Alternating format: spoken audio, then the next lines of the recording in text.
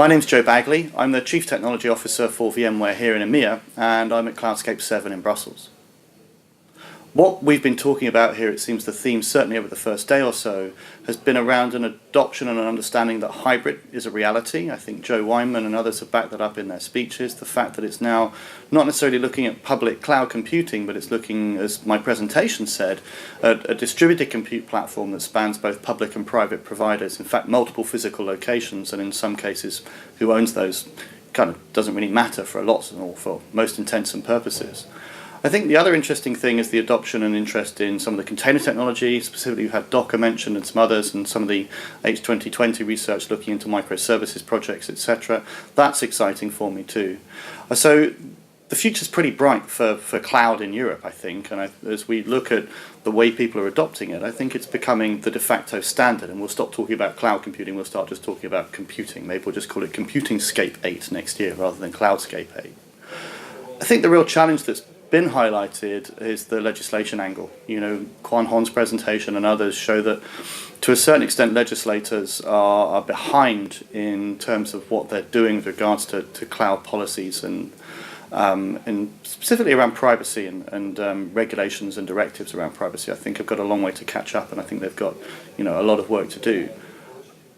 With that regard, you know, I think it's good to see we've got a new administration in. We've got some new people in now into DG Connect, and some new people looking at what we can do differently. And it's good to see them so engaged at a conference like Cloudscape and listening to both end users and industry. I think the other interesting thing for me at Cloudscape is hearing presentations from people like Dawn Leaf, who came over, who's the CIO for the Department of Labour. As someone who was at NIST and was part of the team setting sort of the roadmap for cloud and how to get onto cloud, to then actually go and do it for real in a real live large US government organisation, and then to give her feedback on where she thinks she went wrong in some of the NIST roadmap bits that were missing and some of the bits that need modifying. So I think it's good, and for me Cloudscape's great because it brings together all those constituents. You've got everyone from end users all the way through to policymakers and everyone in between, including vendors and researchers. And it's the only place I really see where that comes together in an open and honest discussion. You also mentioned yesterday that for mobile devices, I mean, if you look at mobile devices, they're becoming more and more powerful these days. Is there a role for mobile devices in cloud computing? So we had a long chat about this yesterday, and I didn't think about it properly, I don't think, when I was on the panel. I was asked a question with regards to people using mobile devices for sort of distributed compute. I think the challenge you've got with that is not necessarily the ones that we discovered yesterday around privacy, etc. It's around battery life. I mean, the one thing you worry about with your mobile device is whether the battery lasts or not.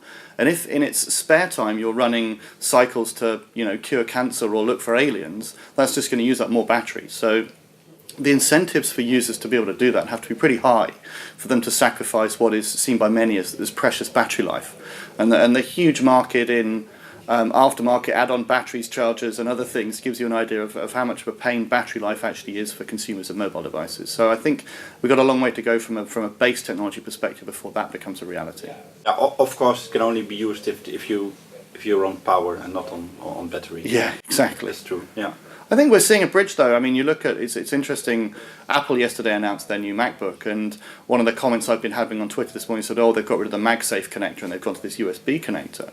And the MagSafe connector is so great. And I think what people realise is the new MacBook, what you're looking at there is a device that is not meant to be plugged in all the time. It's like an iPad. It's meant to be charged, used, and then charged again. So we are moving more to a model where we're not quite so plugged in all the time with our devices. So that's better, but there's a long way to go. If you look at the role of VMware, will that expand? Will more people be able to apply the type of technology, or do you see more like that everybody will stick and try to get to more the kind of open source, you could say, type of solutions? Well, so at VMware, we're very focused on providing customers with choice. That's essentially what we're doing. So if you look at our offering, we're looking at providing an offering that allows customers choice of provider. So if you choose VMware as the technology that you use in your environment, then that gives you a choice of either running on-premise or today running in a hybrid version, either in our public cloud, vCloud Air, which is available today in Germany and the UK, or alternatively in any of our vCloud Air providers, of which we have, one in pretty much one or more in every member state of the EU. So if you do want to use that technology and go into a hybrid world with VMware, you can do it today without so many of the concerns that you may have with other cloud providers, as them being, American located, where's my data? We can tell you exactly where your data is, if that's a valid and legitimate concern for you. I think the other thing to understand is that on a broader picture with VMware, we have this base of what we call the software-defined data center, which I sort of aired out yesterday, and then on top of that you've got what we call the hybrid cloud, which is private and public coming together as I described. But on top of that you've got our end-user computing, which includes AirWatch, which is for management of mobile devices and control and delivery of content.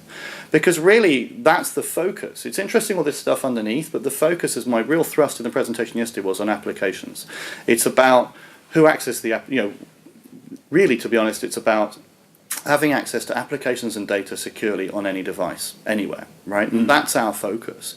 And so our end-user computing play with allied, putting things together such as AirWatch and our VDI solutions and View and Horizon and Mirage, all of those things together are just making sure that our users have access to applications and data anywhere.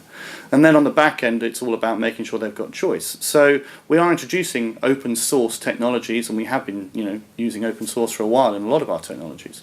And the recent release of our own OpenStack is exactly that. We released at the beginning of this year a product called VIA, which is VMware Integrated OpenStack, which is if you do decide as a consumer you want to use OpenStack to help people access your cloud, you can download an appliance for free if you're a VMware customer from us and install it and run OpenStack. So, we're trying to make it as easy as possible. You heard yesterday it's very hard from the experience of others to build and configure OpenStack. We're trying to make that as an off-the-shelf appliance. So we're trying to give people choice more than anything else. It's all about choice. OpenStack is one of the possibilities to manage large hybrid and or interoperable clouds.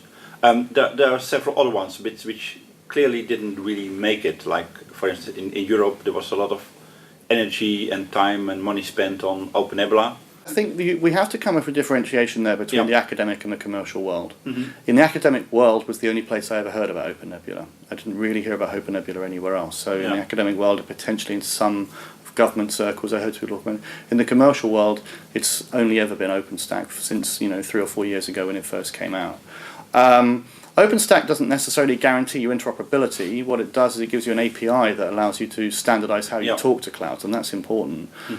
So just because someone's running OpenStack doesn't mean they're not like with our VMware, with our the vCloud offering, where if someone says they're running vCloud, then you can freely move workloads between them. If someone says they're running OpenStack, that's not enough. You have to ask them questions about, well, what implementation of OpenStack are you running? How are you doing that? How's it configured, etc. Just to understand how and whether the workloads would be portable or not. So it's not necessarily that portability answer. If anything, it's kind of helping you with the API definition, the standard API, which is what we're really giving you.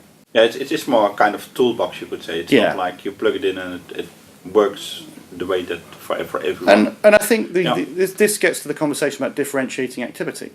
It's look at an organisation as yourselves and say, is it actually worth us as an organisation developing skills in building clouds? Is it going to make our organisation better or worse? Because if the answer is it's not going to differentiate us in any way from anyone else doing what we're doing, then don't do it. Go and buy it off the shelf from VMware as vCloud or someone else off the shelf rather than go and do it.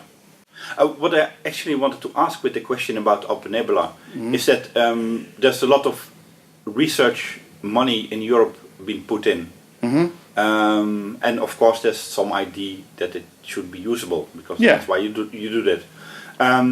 It doesn't mean that if it's not used as a whole package that it's not useful. I mean, there are parts. No, I'm just saying I don't hear about it much. I mean, there's a lot of commercial organisations, including Atos, involved in OpenNebula. So don't get me wrong. And I know there's been a lot of European money gone into it. I'm just saying that if you were asking about the success of it, I've never had a conversation with a commercial customer that's discussed OpenNebula to me. Maybe that's because they're talking to us. I'm not sure, or they're talking to other people. I don't know. My worldview is from being the CTO of VMware. But it's certainly not something I hear discussed. The only place I ever hear about OpenNebula is when I come every year to Cloudscape. Are there in general ideas or advice that you can give to Europe or the European Commission? I had the chance to discuss with a couple of the sort of policymakers and directorates yesterday, actually, and realistically, as I said in my in the panel afterwards, it's not necessarily a case of get out of our way. It's a case of work with us. I think, you know, the legal side of things certainly is behind, and I think, you know, we've had agreement here that the legal side of things definitely is behind, and has a long way to go. I think it's more a case of coming and working with us as organisations, both commercial and end users, not necessarily governments, but working with end users and the guys actually out there doing it on a daily basis, trying to, you know, earn a living, on what would help us. And we've been very good so far. I've been very engaged over time. I just think, you know, sometimes technology moves so fast compared to the machinations of government. So I think that's part of the challenge. Legal is a little bit. There's a lot of work needs to be done in legal. Is that what you want to say? Well, no, it's a slower process. It's by necessity, and it shouldn't be any quicker. I think if it goes faster, you'll have mistakes made. I think it's a very long and laborious process. But if you look at the fact that it takes at least 5 years, if not more, to get any new directives, such as they're trying to do at the moment through the organisation, 5 years is a very, very long time in technology. If you think about it, the iPad hasn't even been out 5 years, you know. And the iPhone has been out, let me think, it's been out only 9 years, you know, and so you look at these things and you realise that time moves, you know, technology moves so fast that we have to be very careful in what we do with legislation.